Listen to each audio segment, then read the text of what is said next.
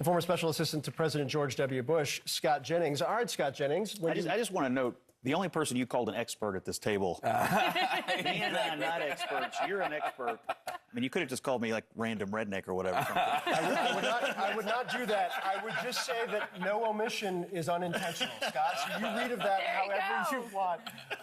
Look, you know, Jeff makes a great point.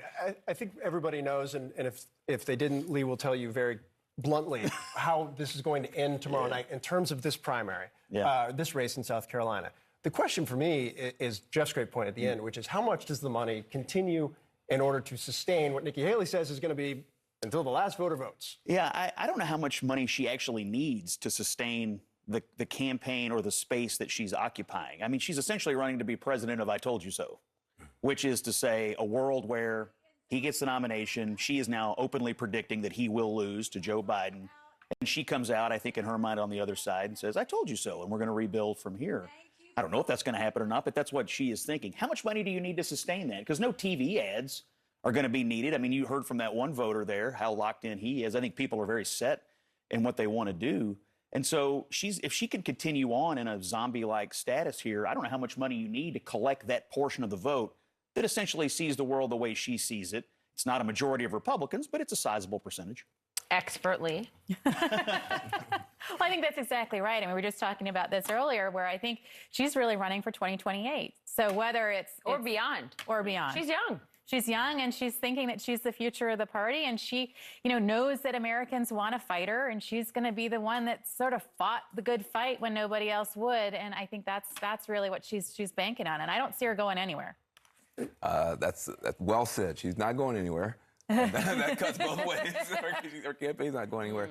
But I think it's good to have a Republican not just sticking up to Donald Trump, but sticking up for some principles. You got Ukrainians who are fighting and dying and now losing. Navalny is dead. Democracy is on the ropes. And you need somebody in that party with a national platform to keep that candle alive of just basic American commitment to democracy and freedom around the world. That shouldn't be so weird, but apparently now it is. And so I don't know that she's doing herself much good in terms of future for the party. She may be branded as somebody who tripped up Donald Trump at the finish line. Who knows what her future is? But I'm telling you, the future for democracy is on the line this year, and she's become a champion for that. I think it's good. And can I stick with you and turn to the issue of IVF and this debate that is so beyond Alabama?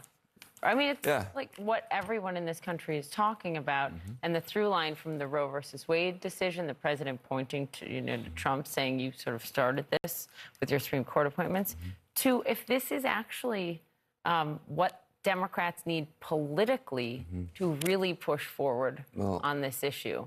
Look, politically, the Republicans are kind of a beating machine on this. I don't know why they think that the country's going to be with them on this. We talk about freedom. The freedom to be a mom, the freedom to be a dad, the freedom to be grandparents, the freedom to grow your family, to have that taken away by a party that just seems to be completely tone deaf to what this type of stuff means. I don't think it's not the whole Republican Party. It's not the whole Republican Party, but I'm going to tell you right now, you put your foot on that banana peel with Roe v. Wade, and you got to ride that thing all the way down the escalator, and that's where they are. May I disagree? I mean, as someone who considers themselves to be a strongly pro-life Republican, this is not the position of the Republican Party. And vast majority of Republicans believe in the miracle that is this technology that allows people to have families.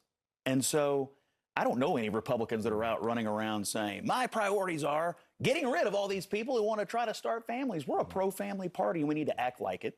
No Republican needs to support this. And I don't think you're going to hear too many supporting it. And the mission for local policymakers, be they in Alabama or anywhere else, go ahead and get ahead of this now. Protect people who want to start families. You want to be a pro-family party? Here's a good chance. So I think what's interesting about that is that we haven't seen a rush of Republicans making that point. Matt Gaetz, Nancy Mace, I know those are the individuals you follow religiously in terms of your ideology. I'm kidding. But it's been interesting that you haven't seen leaders come out in a major way. In fact, one of the people you have seen is Tommy Tuberville, and I'm not totally sure he was helping the party's case. Listen. I was all for it. We need to have more kids. We need to have an opportunity to do that. And I thought this was the right thing to do. But IVF is used to have more children, and right now IVF services are paused at some of the clinics in Alabama. Aren't you concerned that this could impact people who are trying to have kids? Well, that's for another conversation.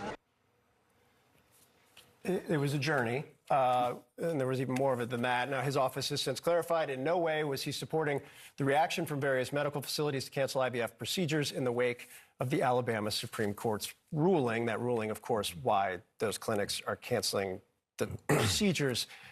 Yeah. The self-beating machine goes on. But the numbers both, I think, are important for people to know in terms of where people are on this issue, but also underscore the point Scott's making about where the party needs to go. This is a big loser, this issue here. We've got 86% of Americans support IVF, including 78% of pro-life Republicans and 83% of evangelicals. This is a very, very slippery slope. And if Republicans don't get on the right side of this, they're going to be framed as anti-family, just as you just so easily did.